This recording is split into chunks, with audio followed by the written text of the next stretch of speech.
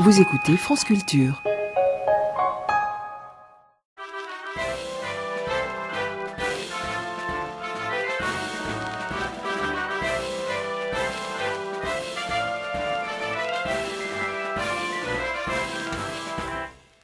Simone, je pense que tu seras d'accord, quand on dit qu'avec telle ou telle personne, on a parlé de tout et de rien, c'est généralement qu'on a plus parlé de rien que de tout. D'accord.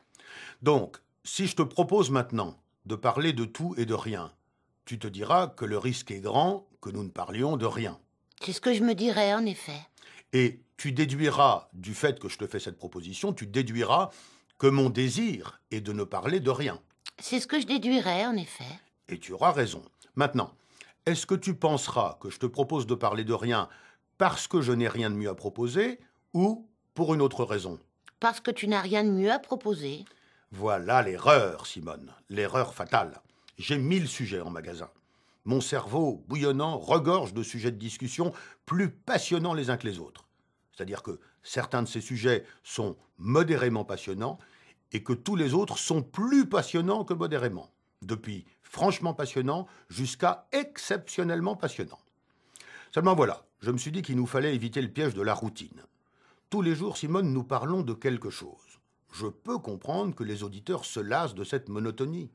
J'en sais qui se sont dit, au moment où nous sommes entrés à l'antenne, les voilà qui vont encore parler de quelque chose. Et j'en sais que cette perspective a contrarié, chagriné, peut-être même dépité.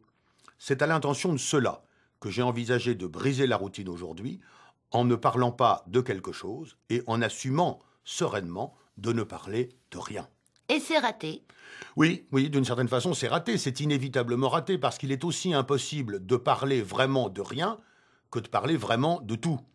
Parler de rien, c'est déjà parler de quelque chose. La seule manière de ne parler vraiment de rien, c'est de ne rien dire. Et si on ne dit rien, on ne peut pas dire qu'on parle. Non, parler de rien, c'est une proposition dont les termes sont antagoniques. À tel point que, si je te propose de parler de rien, la réponse la plus pertinente que tu peux me faire, c'est impossible. Parler, c'est parler de quelque chose, y compris du rien. Parler de rien, ça n'existe pas. Parler de pas grand-chose, c'est très courant. Mais parler de rien, ça ne se peut pas. Pourquoi l'as-tu proposé, alors? Tu m'auras mal entendu, Simone. J'ai parlé de ce que pourrait être ta réaction et ta perception des choses au cas où je te proposerais de parler de rien. À aucun moment je n'ai dit que je le proposais effectivement. J'envisageais de le proposer pour mieux te faire toucher du doigt l'impossibilité sémantique où nous nous trouvons de ne parler de rien. Rien de plus. Et si nous n'avions pas parlé de cette histoire de parler de rien, et que nous avions décidé par ailleurs de renoncer à parler de rien, de quoi aurions-nous pu parler? Qu'est-ce que tu aurais proposé? Je n'avais pas d'idée arrêtée sur ce point, mais j'aurais pu évoquer le fait que, dans le grand jardin de mon ami Claude, poussent quantité de rosée des prés, ces champignons qu'on appelle aussi agaric champêtre ou Psaliota arvensis. Ces champignons sont comestibles, ce sont même d'excellents comestibles. Et pourtant, mon ami Claude ne les mange pas, il ne les ramasse même pas. Ce n'est pas parce que nous en avons parlé avec lui que je le sais, c'est parce que j'ai vu ces centaines de rosées des prés toujours sur pied. J'en ai déduit que leurs propriétaires ne les ramassaient pas, et de là, j'ai déduit qu'ils ne les mangeaient pas.